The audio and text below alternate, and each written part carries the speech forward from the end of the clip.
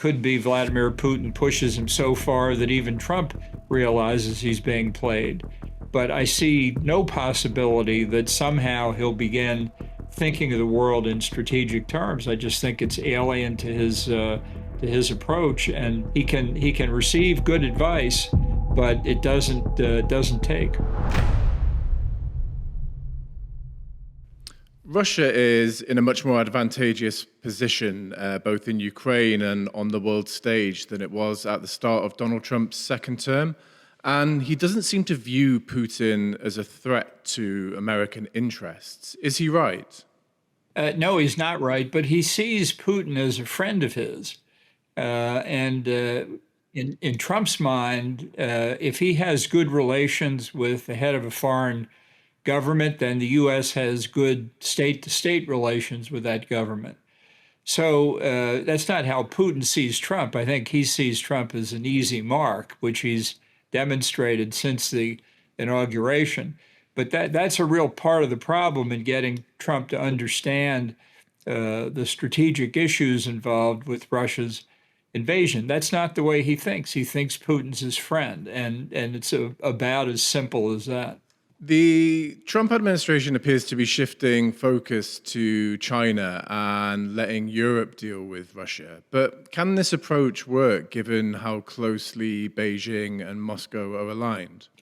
Well, I think it's a mistake for those who advocate increased attention to China at the expense of attention to Europe or the Middle East. The fact is, I think over the past 30 plus years since the end of the Cold War, the United States has not directed enough attention anywhere in the world. And it's certainly not safe from our own point of view to say we don't need to worry about Europe and the Middle East. We'll just focus on the threat to China, particularly because of the increasing China-Russia axis. Not that it's fully formed, it's not, but certainly the direction is clear. And to appreciate what's happening in Europe and East Asia as disconnected is just not consistent with reality. And does this also apply to Iran and North Korea? I know the term gets bandied around a lot, but the axis of evil. We have China, Russia, Iran, and North Korea. And at the moment, the US is bombing Iran and yet making friends with Russia. Like, how sensible a geopolitical strategy is that in your view? Well, I think Iran and North Korea are problems in and of themselves as nuclear proliferation states and both in their own way state sponsors of terrorism. But there isn't any doubt if you look at the connections with Russia and China that you have to consider North Korea and Iran at least as outriders of this new axis. There are others, the Syrian regime before the fall of Assad, the Belarus, Cuba, Nicaragua, and Venezuela in the Western Hemisphere. So again, they're not perfectly connected either. This is not an axis that's fully formed, but I do think they have, for their own reasons, they have common interest. In the case of Trump attacking Iran's nuclear program but being friends with Vladimir Putin, this is just another indication that he doesn't think in strategic terms. He'd like to make a deal with the Ayatollahs, too. He'd like to find a way, as he said over the weekend, to have a permanent agreement with them. That's not going to happen, but Trump sees the world as a series of deals. Deal here, deal there, sort of all the same to him. And what are the possible consequences for America about the to do with the approach to Russia? Because in terms of Europe, you can sort of speak quite easily in terms of Russia being closer to the borders of European countries. But what threat does Russia directly pose to America? Well, I think as long as Russia has deliverable nuclear weapons, it's a threat to the United States. This is something we tried to get past after the end of the Cold War, but since Putin became president, Russia's obviously moved in a very different direction. He highlighted this in 2005 when he said in an address to the State Duma that the breakup of the Soviet Union was the greatest geopolitical catastrophe of the 20th century. That's not how we view it. And he's made it clear after that that he's going to try and put not the Soviet Union, but the Russian Empire back together again. That's a direct threat to the U.S., to the NATO members, and even to countries that are not members of NATO that are threatened by that kind of aggressive action. This is not necessarily something that Trump sees. Many others do understand it, which is one reason why they've supported assistance to Ukraine. But that's just not in Trump's view of the world. He does not think philosophically. He does not have a national security grand strategy. He doesn't even do policy the way most of us understand that word. And what ultimately, if this carries on the path that it's going, I mean, what ultimately does that mean for America in terms of its kind of standing on the global stage and its global allies? Well, I think it's very destructive. I think Trump is compounding it in a number of ways with his trade war, where we've now tariffed everybody in the world, essentially, including our best friends and closest allies. Some say this is just a way for Trump to bargain to get lower rates. I think the tariffs are misguided. I think there are obviously problems in the international trading system, most notably China. But the way Trump's going about it doesn't really focus on that problem. So overall, when you put all this activity together, I think it results in people losing confidence in the United States, worrying about how solid our alliance commitments are, and in many cases thinking of getting their own nuclear weapons because they're not sure of America's extended deterrence. I think it's very destructive. And what do you think it would take to change Donald Trump's mind? Like, what would have to happen for him to recognize the path that we seem to be going down at the moment? Well, I don't think there's anything that will change his mind, because he's fixed in his approaches to things. He can change on some things. It could be Vladimir Putin pushes him so far that even Trump realizes he's being played. But I see no possibility that somehow he'll begin thinking of the world in strategic terms. I just think it's alien to his approach, and he can receive good advice, but it doesn't take. Obviously, he has a lot of public support still. He's got a very kind of solid support base.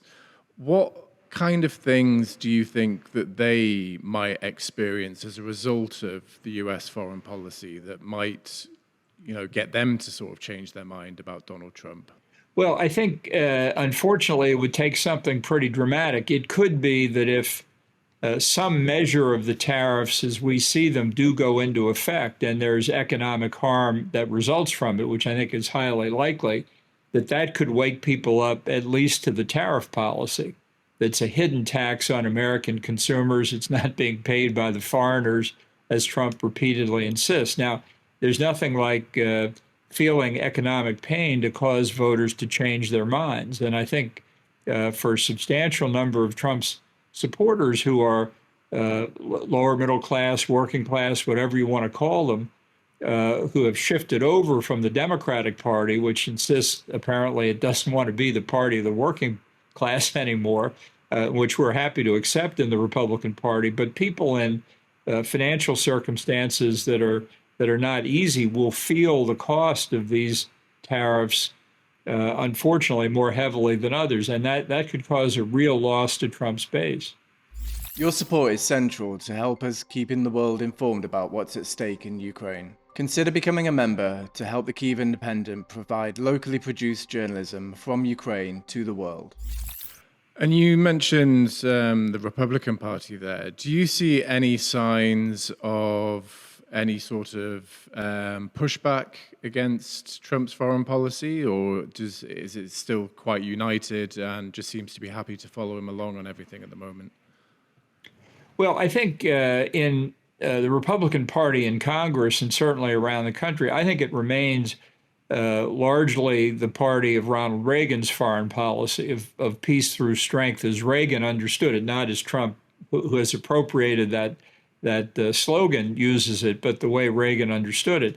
In Washington, unfortunately, many are intimidated. They don't want to see a Republican opponent in their primary backed by Trump, because in many of the districts in the country, the pattern over the years has been many are very solidly Republican, many are very solidly Democratic, few are truly competitive at the moment. So that's obviously bad news that not enough people are willing to contest him on the tariffs or on Ukraine or some of these other issues. But privately, they don't at all agree with it. And a lot of what they try and do is behind the scenes at the White House to persuade Trump to change his mind. Look, I wish there were more open debate about it. It's going to come up one way or the other in the 2026 congressional elections. And certainly in 2028, when Trump is prohibited from running again, it's going to be a major subject of conversation. And that's where I think the stability of the party, the continuation of the Reaganite point of view will emerge again. What is your take on the many decisions that the Trump administration has taken in regards to Ukraine? Well, to start at the beginning of the administration, of course, during the 2024 campaign, he had said repeatedly he would get Zelensky and Putin in a room, they'd solve the problem in 24 hours. Well, that didn't happen, and it hasn't been solved in roughly 6 months because Putin and the Russians have no interest in stopping the war.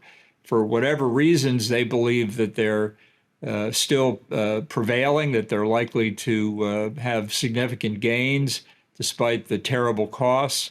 And so Trump's diplomatic efforts to bring the war to a conclusion have obviously failed. I think he's going to move away from diplomacy. I don't think he likes revisiting the scene of failure. And until there's some give on Putin's part, which I don't see anytime soon, Trump may talk about a deal in Ukraine. I don't think he wants to invest much more of his time or prestige in it. The real question is, how much additional military assistance will he continue to give, including, in particular, American intelligence assistance? But how do you see the rest of this year unfolding in terms of what's happening with Ukraine and the U.S. relationship with Russia? Well, I think some big decisions have to be made, and I certainly don't want to suggest it's going to be easy, but I do think that there may be a greater possibility now of convincing Trump to continue the delivery of weapons and ammunition, and certainly of U.S. intelligence assistance. I think Zelensky has, since the episode in the Oval Office, which really should have been considered an embarrassment to Trump and Vice President Vance, I think Zelensky's nonetheless been able to get Trump's ear again, and I think they've had some good conversations. Remember, if Trump thinks Zelensky's his friend, then U.S.-Ukrainian relations are good, notwithstanding that Ukraine is still hiding Hillary Clinton's server and still tried to beat him in the 2016 election, tried to beat him in the 2020 election, probably tried to beat him in the 24 election. This is the background of Trump's feeling about Zelensky and Ukraine, and he's been told this by many of his followers. It's hard to break through. But I give Zelensky credit. I think he's trying and he's having some success. So this question, will the U.S. continue military assistance, is not yet resolved, notwithstanding this recent decision we've just discussed.